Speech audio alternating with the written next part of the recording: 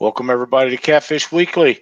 Along with the Dr. Tim Lang, I'm Lyle, and Cindy's here to spin the Rig Rat prize wheel. And tonight we are going to talk about winter bait, how to get them, where to find them, what we use, and how to preserve them. Here to spin the Rig Rat prize wheel.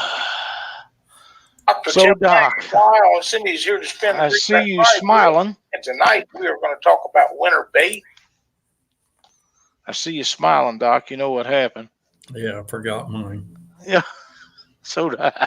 That makes two of us. Oh, man, it is what it is. How's the weather in Ohio, Doc? It was decent today. It's 50 degrees. It wasn't bad. Yeah, we had near 70. It was great. Beautiful outside. I was on the water for about 3 hours. Didn't catch anything. Wasn't paying too much attention to the rods. I was more involved trying to get my electronics set up and doing that sort of stuff.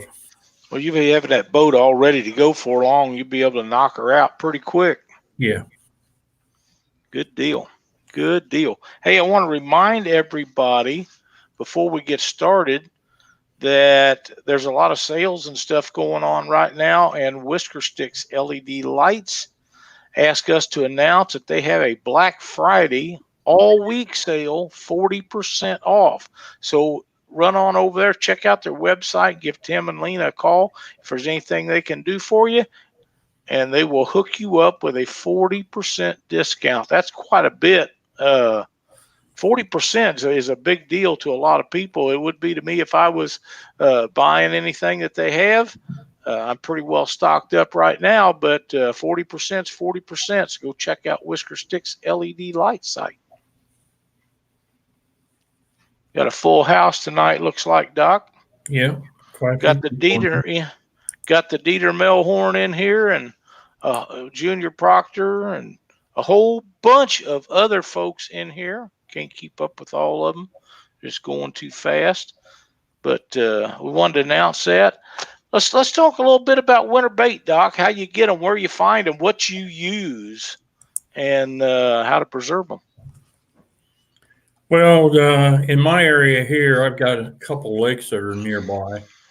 And one of the best tools I use are my electronics, mainly my side scan.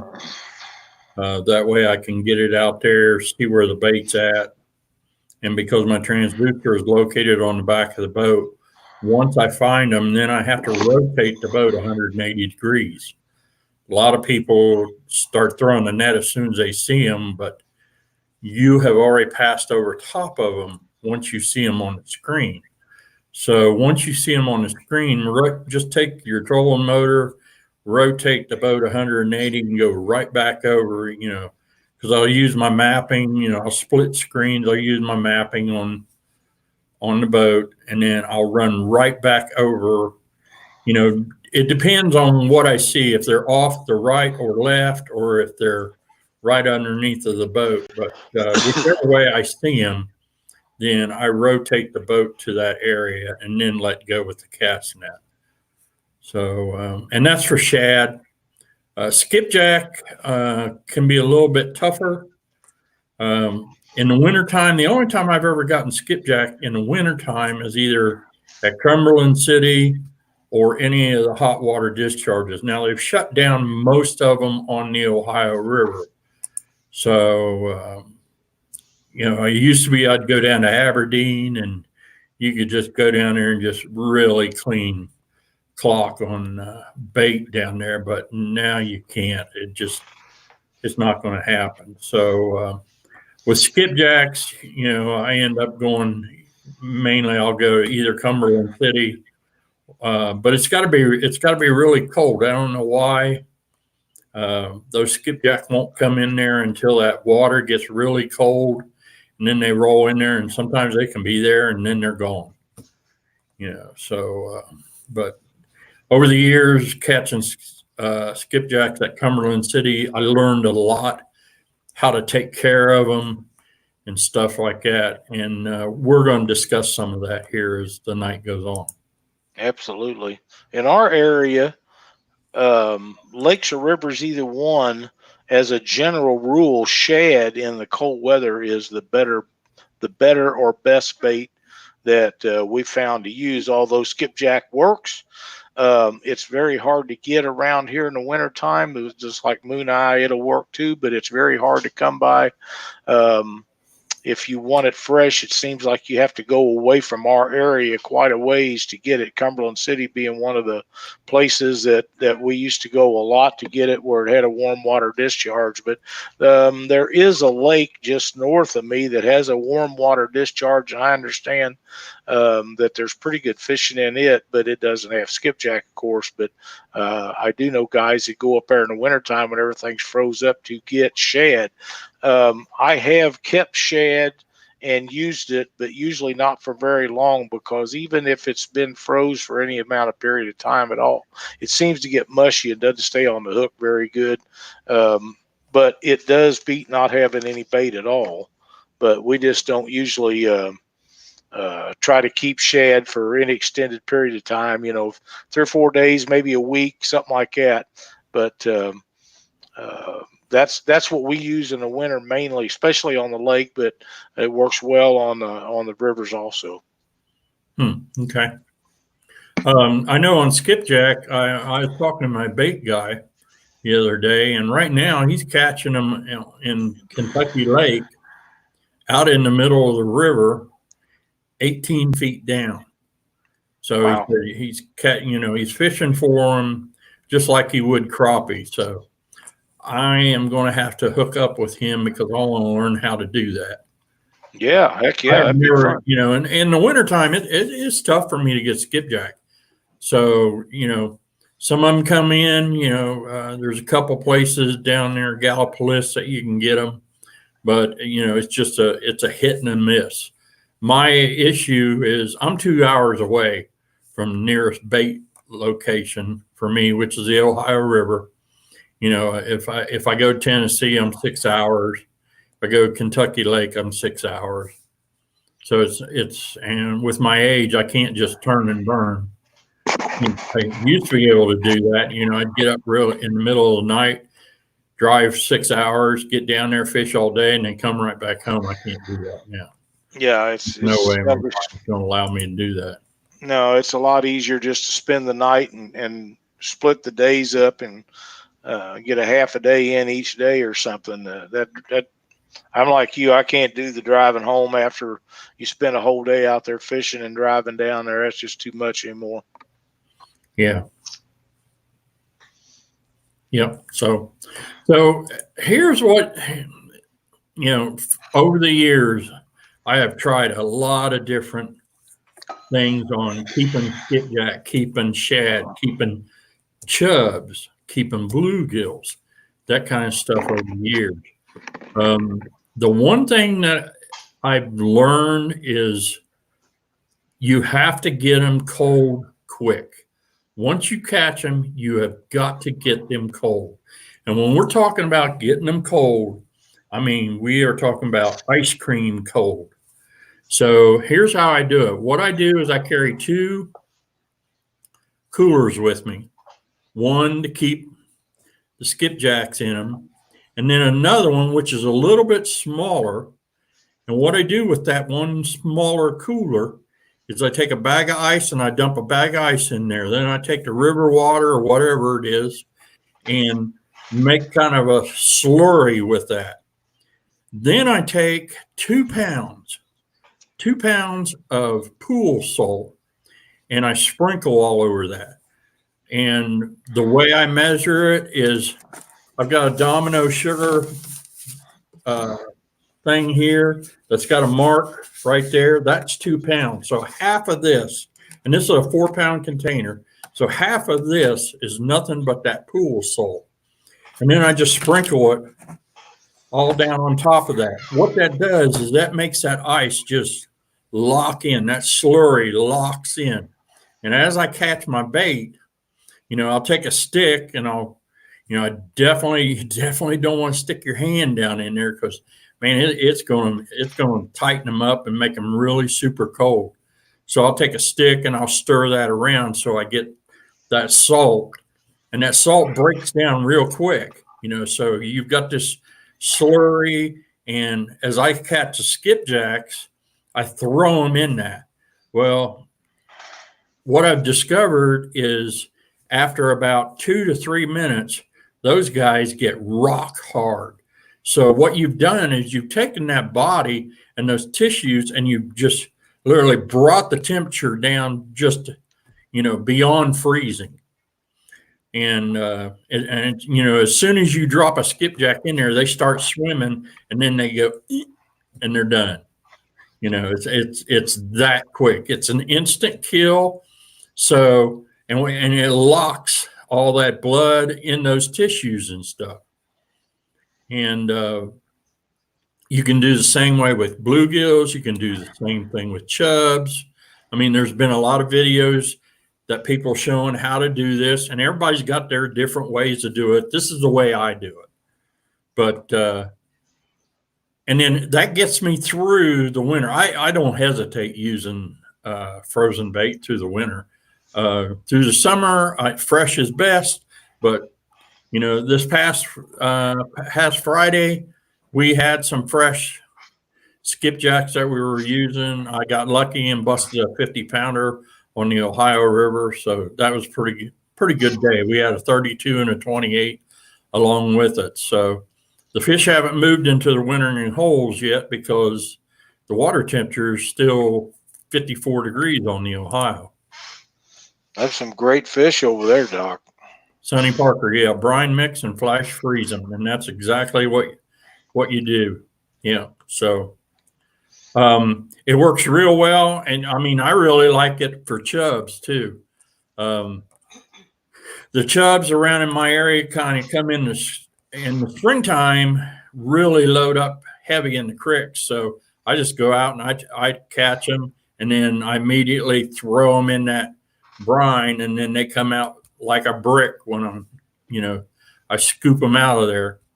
So, and then, you can vacuum. I suggest that you vacuum pack them. If you don't have a vacuum packer, the freezer bags, the Ziploc freezer bags are really good.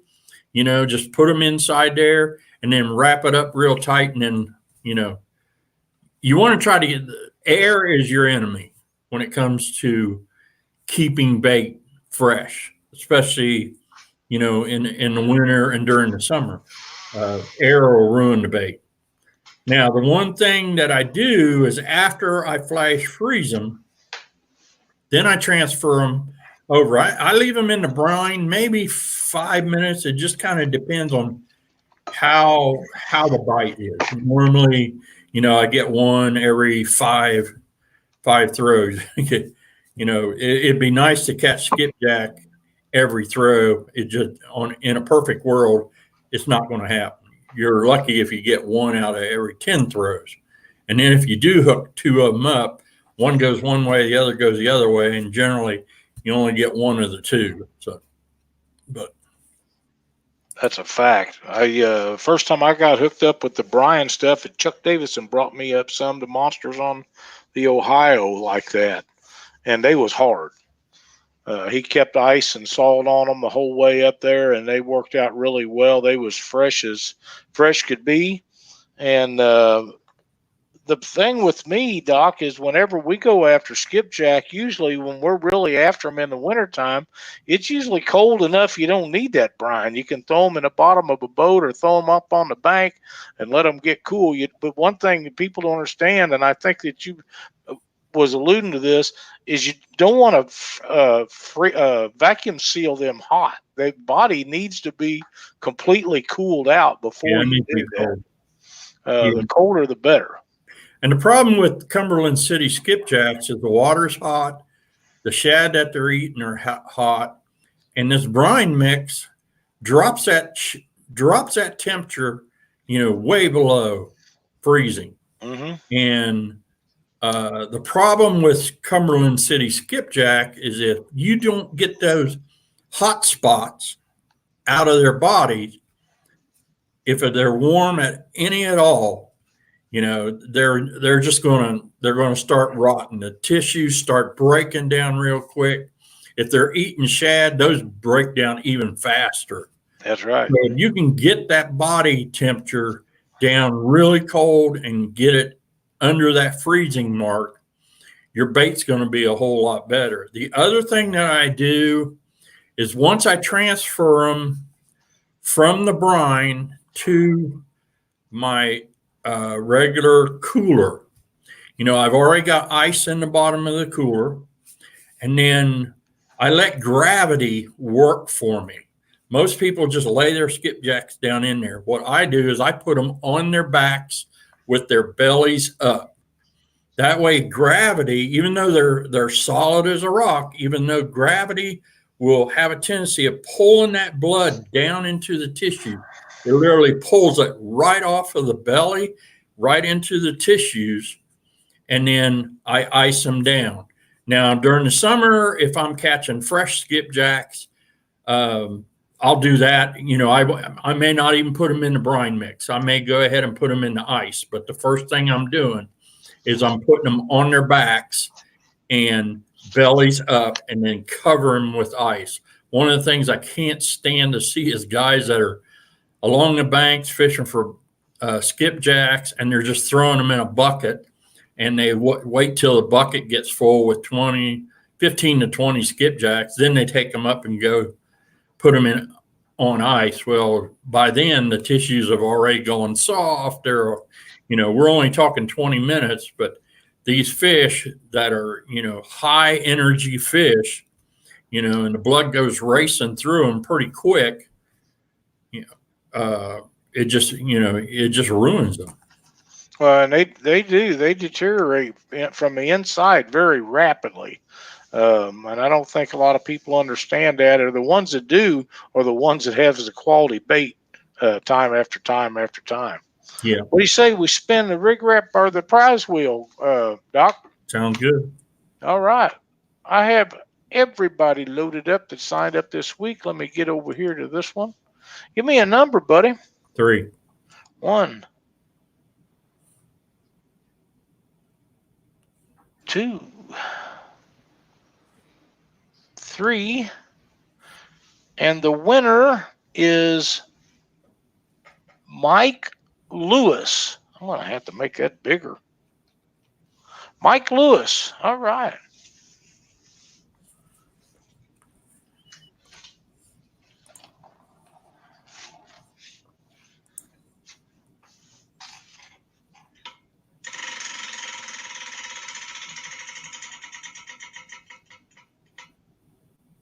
Hooker's Terminal Tackle. Mike, if you will contact James Arwood at Hooker's Terminal Tackle and tell him you want some Mad Catter hooks, he will hook you up with some great prizes.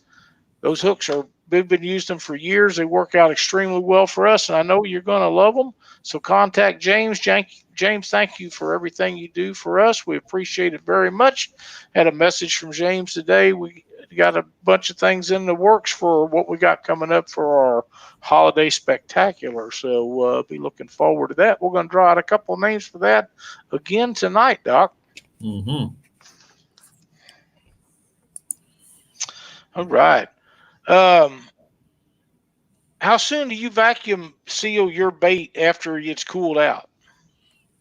Generally, once I get home, I take the time to, vacuum pack it up. Unless if I'm going to be gone for a few days from the house, then I'll go ahead and take my vacuum packer with me and vacuum them up and then get them in ice and cold. But generally, I want to try to get them home while they're still froze like a brick and get them vacuum packed up.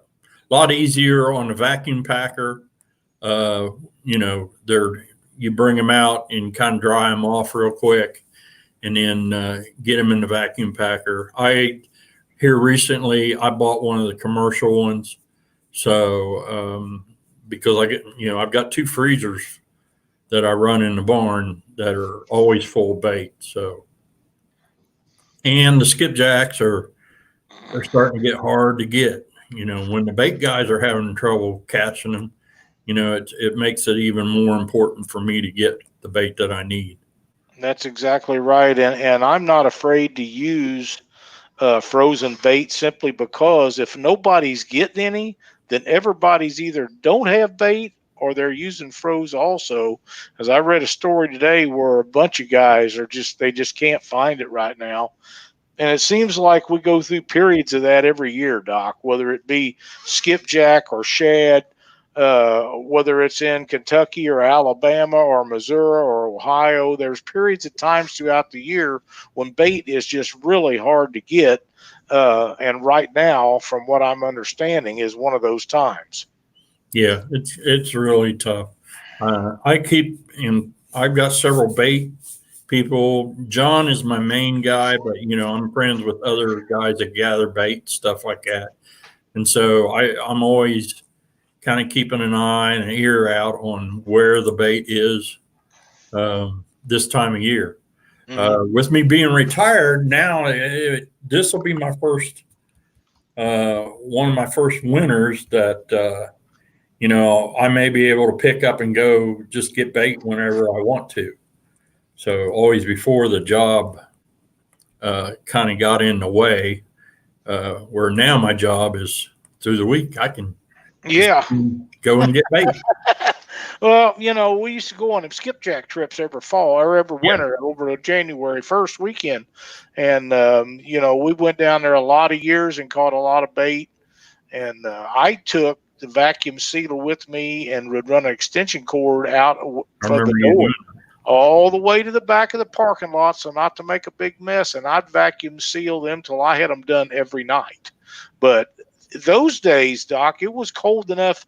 I didn't do any flash freezing, but they was always froze by the time I got back to the motel, along with my hands and feet and everything else, because there's a lot of times we was down there and it was really, really cold, and it'd be just lay them up on the bank, let them get hard, throw them in a 5-gallon bucket, and pack them up the hill or a cooler, whatever it was you could carry comfortably.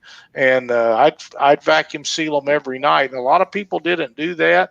Right. But when I got home, all I had to do then was transfer them over to the freezer. Now, if I was going to do it now, and we was going to be on the bank like we was then, I have 2 of the small freezers and a generator, and I'd load them up on my little 4x8 trailer, and that's how I would do it now. And then I just run the generator all the time. When I got home, all I'd have to do is slide it out of the back of the trailer into the shop and plug it in, and I'd be good to go. Yeah. No, and I've got a generator now that I may carry on board the boat, and then I could bring my vacuum packer right on the boat and just boom, get it done real quick. Right. But I do like for them to be good and solid, good and cold. There is a question in chat, Muskrat Adventures. When you anchor up on fish this time of year, but just seem to be catching small blues, do you move or wait out for a big one? From my experience, I generally do not move during the wintertime. I'll give a place about a half an hour, 45 minutes. What I have noticed that has happened a few times is you'll see those little guys will be sitting there pecking away at that bait. I like to see that just for the fact that they are chumming the water for me while they're banging on a head or a body or something. And then when it quits, that's generally when the rod gets slammed down. Because a big one comes in and, he comes in and just pulverizes the bait. He wants to take it away from these guys that are sitting there chewing on the bait. And a lot of times, it's channel cats. The one thing I've noticed over the years, it's those little tiny 4 to 6 inch baby blues that are trying to grow up into big catfish that are sitting there beating the tar out of that bait. We saw a lot of it on Wilson here the last 2 months. I've seen a lot of those little small blues, more so than I've seen in past years, and don't have any idea why it is that way now. I don't know, especially when you got 100, 115 pound fish roaming all over. That'd be just a snack for one of those guys. Absolutely. Just to eat a little 4 to 5 inch blue. Yeah, they're usually looking for something a little bit bigger than that, but they will if they get in the way. Or it amazes me how far when they inhale bait, they can pull it a long ways. And if them little guys are in there with the one they're after, they'll get more than one. So, but I don't know how much of that they do in the wintertime. Yeah, yeah, I don't know. I mean, James Fox is in the thing. He said, "Doc, tell them about your takedown on your big fish." Well, this was kind of interesting because I'm not going to tell I caught it on skipjack, but it was a special skipjack. I was getting throttled pretty good on Friday.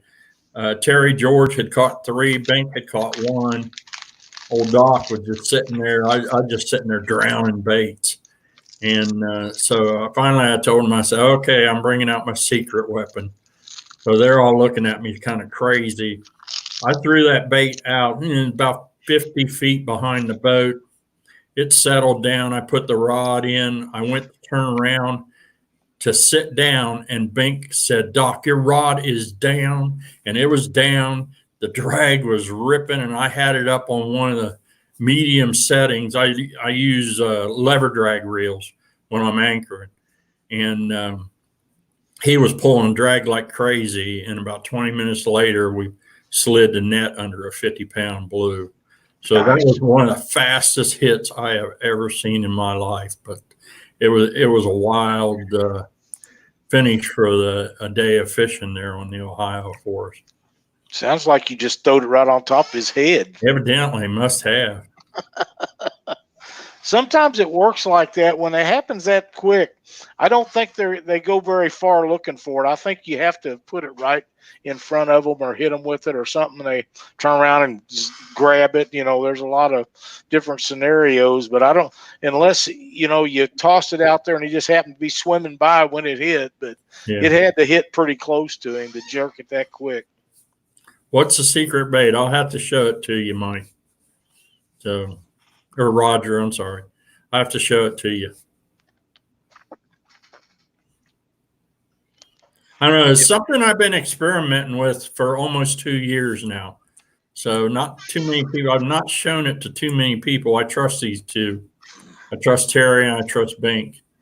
And the only reason I haven't said anything about it is it has worked out real well when I'm fishing tournaments. So I don't know for 2020 how many tournaments I'm going to fish, but I guarantee you I'm going to be using this bait quite a bit during the tournaments. I'm going to go down and fish. There's a charity tournament on December 7th that Trevor Niederhoff is putting on, and it's on Wilson Lake, which is one of my favorite lakes to fish. So I'm going to travel down. Josh Brown and I are going to fish together. So I'll try it when I get down there and see if I can pull a big one. I'm going with Harley if he's putting out ribeyes. If he's what? Putting out ribeye steaks. Oh, Lord. That's what I'm talking about. Fat Boy Dan, where is the best location this time of year on smaller rivers that run 5 feet with few 20-foot holes and one 45-foot hole? Well, I haven't fished a lot of small rivers, Dan. I did when I was fishing Duracats. I fished in Indiana and Illinois on some of those small rivers up in there.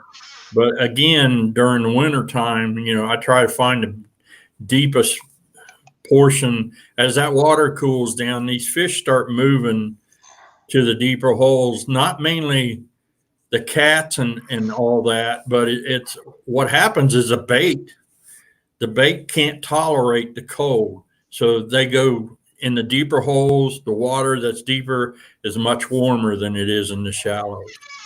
So that's something to keep in mind when you guys are, what we were doing.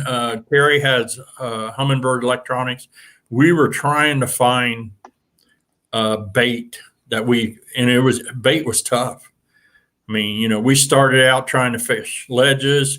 It didn't work out. Then we started hitting wood. And as long as there was some bait fish in that wood, there was fish in the wood. Yep, that makes sense. One of the on Dan's first part of his questionnaire when he's talking about the deep holes and the shallow stuff, I think a lot of that depends on the weather, Doc. Yeah. If it's been brutally cold for 2 or 3 days and the sun hadn't been shining, they're going to be usually pretty deep or in the deepest part of whatever holes are available to them. But if that sun comes out real bright for a day or two, and then that bait fish go up on them shallows in between the deep holes, that's where I'd be targeting, is right on the edge of the holes or up on the flats. Yeah, and the other thing is when the sun warms up, the first area that's going to get warmed up is wherever rocks are at, because rocks maintain that heat, and then it starts dispersing it out on there. So, don't be hesitant about, going to the bank, especially if you have a deep bank that's got rocks covered on it, a lot of big, heavy riprap. That sun starts warming the rocks up, starts warming the mud that might be in between the rocks. That's going to bring your bait fish in. And when it brings a bait fish in, catfish are opportunistic. If they know that bait's there, they're going to come in and get it. Yes, they are. Yes, It's they real are. time. It is. Cindy, pick me out. Let me get a hold of the right mouse here. Pick me out a number, Cindy. 2, 1, 2. And the winner is Christina LaRoe.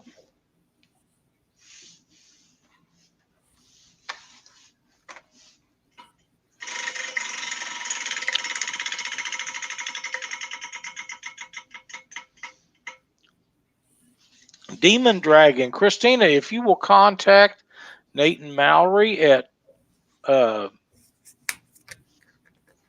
Demon Dragons, tacklebandit.com, and tell them you was a winner on the Catfish Weekly Prize Wheel game, they will hook you up with some Demon Dragons and send them to you.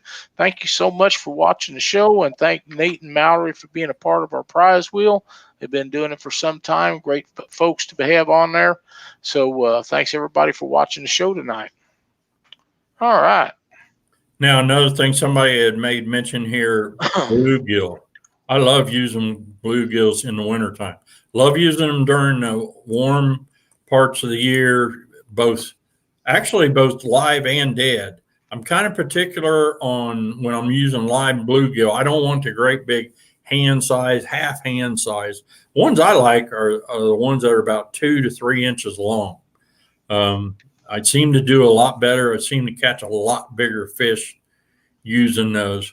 When it comes to using dead bait, bluegill heads, skipjack heads, those are awesome, all year long, both during the summer, during the winter, that kind of stuff. I'm particularly fond of skipjack heads in the spring of the year as the water temperature is starting to climb. Flatheads just go nuts on those things. I like the bluegill. I like the heads. I fillet the sides off and chunk the bodies up. One day the heads are great bait. The next day the bodies or the fillets are great bait. One thing about bluegills, if you keep the water for freezing, they will stay alive in a live well or a bait tank of some kind for a long, long time. And that makes it easy. If you get into them really good, you can stock up on them and keep them for a long time. Doc, how do you hook your bluegill when live? David Funk. Yeah, yeah. You'll have better luck when you wear Ohio State hoodie and hat. Yeah. I'll come back to that here in a second. So I'll answer K&B Angler's question. Doc, how do you hook your bluegill when live? Couple different ways. Well, actually, I do 2 or 3. It just kind of depends on the current and stuff like that. Most of the time, I hook them right in the back. Sometimes I'll hook them in the tail. And other times, I'll hook them under the belly so that they're actually upside down. They're the wrong way, especially if I'm fishing near wood. And I know that there's a big flathead in there and he just doesn't want to come out.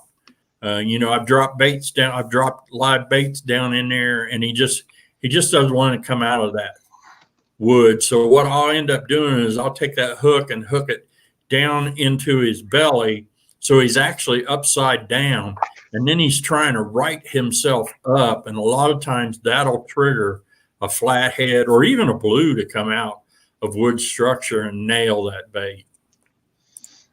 That's first time I've heard of that, Doc. I don't know why, but I've not ever heard of anybody hanging them upside down like that. But I can see exactly how that would be very productive. Really. Yeah. Joe Newman, Doc, can LSU beat OSU? I don't know. I'm just a big Buckeye fan and love watching my Bucks play. This is Buckeye week. This was a big week for Lynn and I. And a lot of people may not know this, but Lynn was a major fan of the team up north. So we were kind of a house divided. I was a Buckeye fan. She was an Michigan fan. So when she passed away, Hospice House went and made this memory bear. So during this week is the only time this bear comes out. So on the game Saturday, my kids and I will all be sitting in watching the game, and Lynn's memory bear will be sitting on the couch where she always sat, and we'll be watching the game together. So maybe awesome. A lot of you didn't know that, but she was a big Michigan fan. That's awesome, Doc. Pretty cool. I knew that you had. I didn't know it was Michigan. I knew it was a different college than what you done. I'm sure I'd been told, but forgot. But that's kind of neat. Kind of neat. So, okay, did I miss any question? Well, sorry, I didn't mean to go off on that. No, that's all right. All good. Love gills all the time. Love the belly hook. Yeah. So I've seen. And a lot of times, if you want to keep bluegills alive, you can hook them through the eyes. There's that spot where you can slide the hook, right in there on their eyes, and they'll stay alive forever. That way, until a flathead or a blue comes along and hits them. Some of the lakes here in where I live, the channel cats love bluegills. They will eat bluegills up, and they love chubs too. Yep. Chubs are one of my favorite baits in the spring, but they are also a lot of people overlook them for a wintertime bait, and they are a great wintertime bait, especially if you can get the ones that are 6 to 8 to 10 inches long. I know those are big chubs along with suckers. That's another really, really good bait. The big red horse suckers. I never throw bait away. I bring it back home and then I freeze it, and I reuse it all winter long. So I never get rid of bait. I try to never get rid of bait. It's got to be pretty bad for me to go and get rid of bait. So, Adam or Junior, I don't know what you're talking about as far as the Tennessee game. If that's a college game you're talking about, I follow zero college sports. Zero. If I'm going to watch a sport, I either want to watch high school kids or I want to watch the pros. There is not one college sport of any kind that I follow, of any team, of any brand. There's certain sports that I won't watch at all for any reason. But college sports doesn't interest me at all. If I'm going to watch them, I want to watch the kids play, the little kids play, or I want to watch the pros play. And if you're talking about football, I've watched very few football games the last few years due to them guys not standing up for the national anthem and the flag. I have in the last couple of weeks watched a couple parts of a couple just simply because I'm already sick of watching Christmas shows on TV. But yeah, I'm not into college sports whatsoever. And if I did have to choose a college sport, they better be playing baseball year round. Now, the one bait that I left out that a lot of people like, and I just never have had a lot of good luck with it, and that's carp. I just have not been able to do any good, and we're talking the common carp. That's what I have around in my area. Now, if I'm down on the Mississippi, then I'm looking for those ones that are on the Mississippi River, the ones whose eyes are on the wrong side of their face. Yeah, Down, look like a blue flipped upside down. So, That's exactly right. I will use an Asian carp in a heartbeat, especially now. I haven't used it much on the Ohio River. I have had good success, but on the Mississippi River, actually, I'll take the Asians over skipjack. Just seems to. I mean, it stays on the hook. Once you get it on the hook, you can't hardly get it off of the hook. A lot of times, you just got to take a pair of pliers and rip it off of the hook. It stays that good. So when you're in heavy current like you are on the Mississippi River, it's one of the prime baits that you can use, and that's the Asian carp. Fillet that fish out and just cut them up in chunks. We were using, when I was fishing with Chris and Quentin, we were using Asian carp, and we had caught a bunch of them, and we were just chunking them up. Yep, it's one of my favorite baits, and when I'm fishing the rivers in our area, and it has become a natural food source for catfish. Yeah. I don't know about stripers and stuff like that. I would assume that until they get so big that the fish can't handle them, that they would continue to eat them. But I know catfish can take a huge Asian carp down. But they, I don't know. I'm sure that they're all the way up to the beginning part of the Mississippi River now. Seems like nothing really stops them. And on the Missouri, there's nothing to stop them until they get to what is it, South Dakota. So if there's muskies and stuff in that water, until they get so big that those fish couldn't handle them, I'm pretty sure they'll eat them too. Yeah. They have become a natural food source, and they're going to continue to be, because in all honesty, I see no way that they're ever going to get rid of them at this point. They've let it go on too long. But you never know. Right. The best thing that I can see working, and I don't know how it works on everything, is the electroshocking of them. But it knocks everything out, so how are you going to determine what you're getting and when you're getting them? So, it's just a bad situation. They should have done something in the very beginning, and they let it go and go and go. And in my opinion, now it's too late. So use them for bait. Yeah, most of the time, the way we catch them is, we throw a cast net on them. They're usually in shallow water. A lot of times you just drive a boat around in a circle and wait for them to jump in the boat, especially when you got a bunch of them. Yep, that's correct. You can load up the boat real quick with them. Behind dikes or any break, anything like that, they're always stacked up. Depending on the laws and where you're at, how close you can get to a dam. Any shallow water seems like there's always a bunch of them in there. Yeah. Dr. Lyle, do you use the same size hooks on live gills and cut bait? For me, it's mainly the 8/0, 10/0 circle hooks. That's about all I use. Yep, me too. And that depends on what brand it is. Some brands, an 8/0 is the size of a 6 or 7/0 in another brand. So you have to figure out your brand that you're using and the size. Some of them are just bigger and some of them are smaller. To me, a 7/0 Kale hook made by Eagle Claw looks like a 10/0 by a lot of other companies. But there's no standard to determine size on hooks. So there never has been. And each company kind of calls them what they want. So it's a little tougher to determine them. So from one size to the next, it could vary as much as 1 or 2/0, depending on how you do it. Yeah.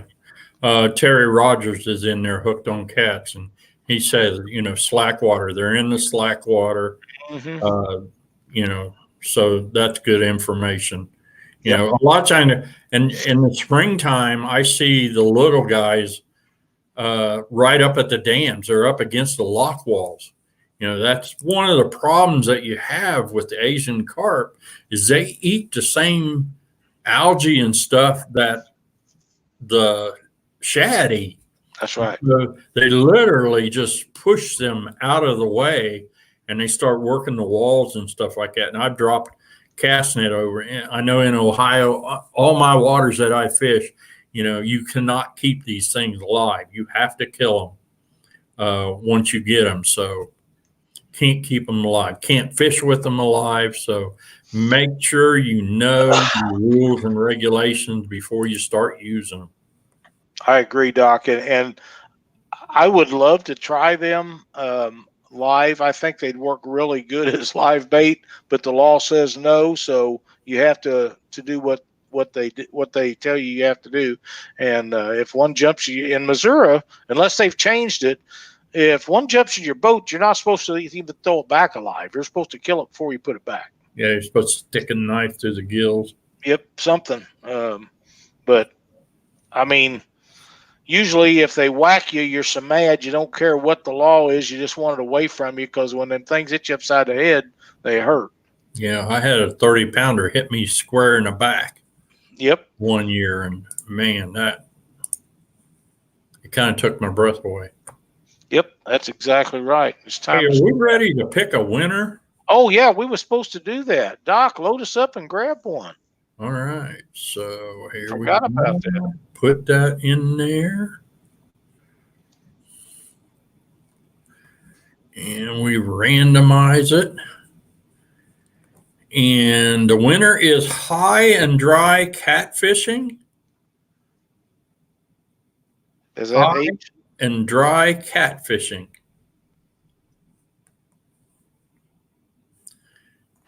Has he been in there anywhere? No.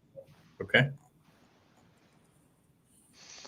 I will read off the people that we have in our drawing right now is Bob Konkuk, John Patrick 3, Eric Deary, Leslie Gideon, Michael Pence, Angry Catfishing, Chad Wall, Hillbilly Jim Catfishing, and High and Dry Fishing. We have 3 more. We'll get another tonight and then 2 next week, Doc. And after that, it's on. Okay. That will throw us right into the main event. So Tracy, he keeps a baseball bat in the boat. Cindy does too. You won't let me have the oar. No, she broke an oar beating on him one day. So John Nordyke, a lot of you know him. John's got a wood lathe, and he had a bunch of scrap lumber, and he made up some ball bats. I don't know. There's some thumpers. Yeah, thumpers like the truck drivers use thump tires. John made up a bunch of them. He gives Cindy one right off the bat because he knew the story about her beating on him. So, well, I've fished with you two enough that there's a few times I thought she was going to take that thing to you. Well, she has threatened that a few times, but at this particular point, it's never been done. But I always thought I could outrun her, but I'm not so sure anymore. But we'll see. Paul Bird says had them hit the boat so hard it snapped their heads clean off. Well, I've had them hit the boat so hard in that white tracker bars that it would be running wide open and it would turn it in the steering wheel in your hand, those big ones. And had them jump plumb up on top of the enclosures on boats. It's just crazy. Hey, it's time to spin the wheel, too. Yes, it is. I'm all loaded up. Cindy, give me a number. 1. Jeff Banker, Banker.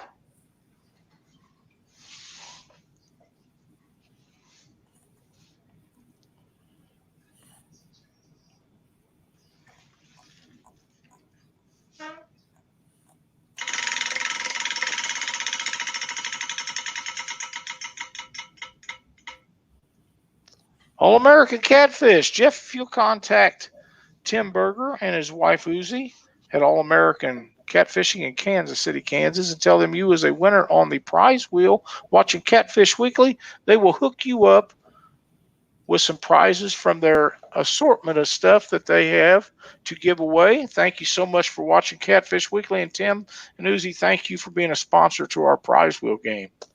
All right, Doc. All right. So for those of you that fish in boats, one of the things that I knew what the return was on my old Lowrance. Now I've got an HDS 12 live unit, and I'm not sure what the return looks like on an Asian carp. But in the wintertime, when you roll into these deep wintering holes, and when we're talking about deep, I'm saying 30 foot or more, especially if there's a ledge dropping in there and you see stacks and stacks of fish and you're not getting any bites and nothing's moving on, more than likely they're Asian carp. On my old Lowrance, Catfish had green, the back was kind of green and their bellies were yellow. That was the return I would get. Green and yellow return. I always called it money fish because it was green. I knew, oh boy, there's a green, especially if it's a big green return. I have no idea what my new one looks like because I haven't had time to really get out there and go with this new boat. So, I'm gonna spend some time on the river and see if I can figure it out. And once I do, I'll give that information to you guys. How does it, for you guys that boat fish? how does it compare to what you've had so far with what you've done, Doc? Is it operate basically the same? It's got a faster processor. It's a touch unit, but it's really super fast. It loads up within 20 seconds. It's loaded up. The one thing I like about this one is I can put 6 windows on one 12-inch screen. I can have 6 different windows. So I've got my chart. I've got my down scan. I've got my side scan on there. And, and I can put the sonar in there. And then I can change, my sonar and stuff. So today, that's what I spent most of the day out there doing, was setting up the pages. One of the new features on Lowrance that they never had before, and they took this option from Humminbird, is they got the quick keys, where on Humminbird always had those 3 keys on the side so you could flip back and forth. Well, now Lowrance has those, but there's actually 8 keys. Wow. Even though there's 4 keys on there, if you hit it quick, that's 4 windows that you can open up. If you hit and hold, that's 4 other windows that you can open up. So you can sit there and you can make each one, and always before, like I'd like to take a lot of screen captures, especially when I go over top of everything. Well, always before, you had to hold the pages button and then hold the power button to get a screen capture. Now all I have to do is push one button and I've got a screen capture of the image that I have. That's awesome.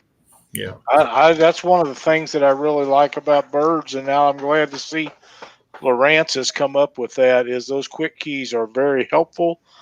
They're extremely fast if you're looking for something. And of course, mine is set up to where I can split 3 screens. That's where I wanted it, because those are the 3 that I use most of the time. But those quick keys are the berries, man. I know you're going to love having 8 available to you. Just remember which ones they are, where they go, and that'll be awesome. Well, as soon as I press on it, it pops up. It lets you know what's coming up, what you're going to be watching. So that's bad. I'm pretty impressed with the unit. I like the unit real well. It's probably the best unit I've had. I enjoyed my Simrad. I enjoyed my other HCS 12, but this live unit, I'm kind of excited to see what the down scan looks like, just for the fact that it'll help separate, trees versus fish that are on the bottom. A lot of times I had some issues trying to figure that out on my old unit. So I'm hoping that this, give me a little bit of a advantage on that. Cool. That's awesome. All right, Doc, how about a tip of the week tonight? Okay, tip of the week.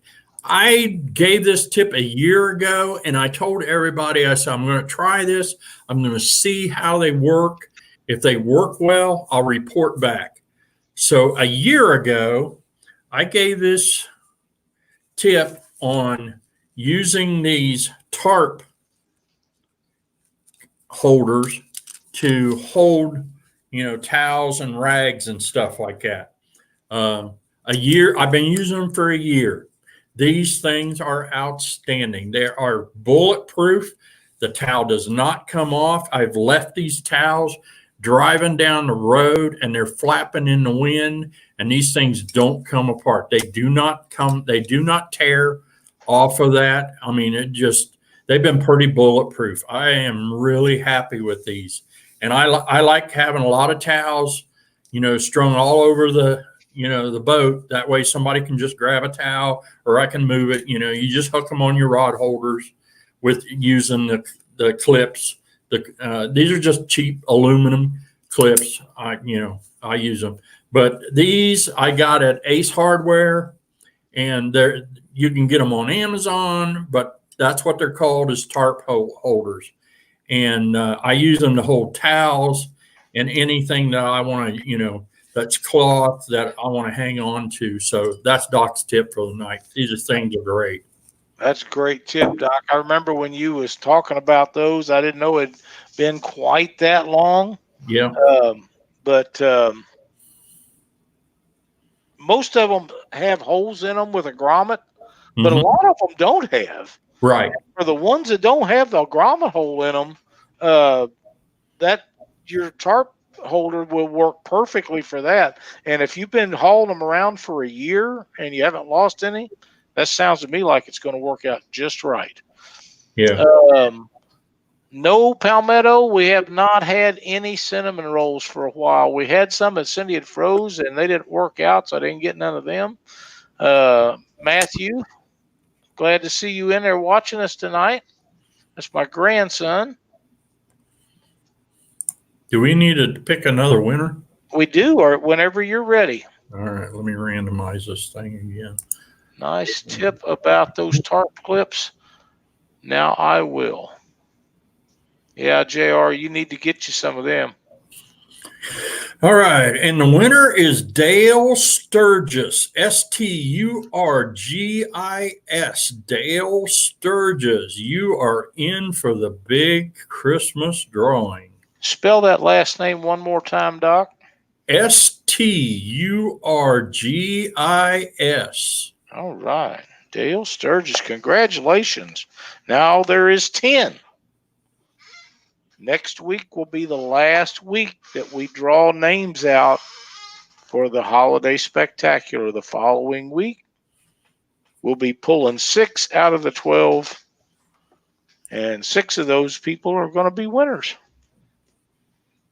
So, sounds like a plan to me. Doc, you going fishing this weekend? No, it's going to get really, really nasty here in Ohio. So I will probably, we'll be doing the turkey. I'll be recovering on Friday from the turkey. And then on Saturday, it's Ohio State versus the team up north. And then I'll be recovering from that on Sunday.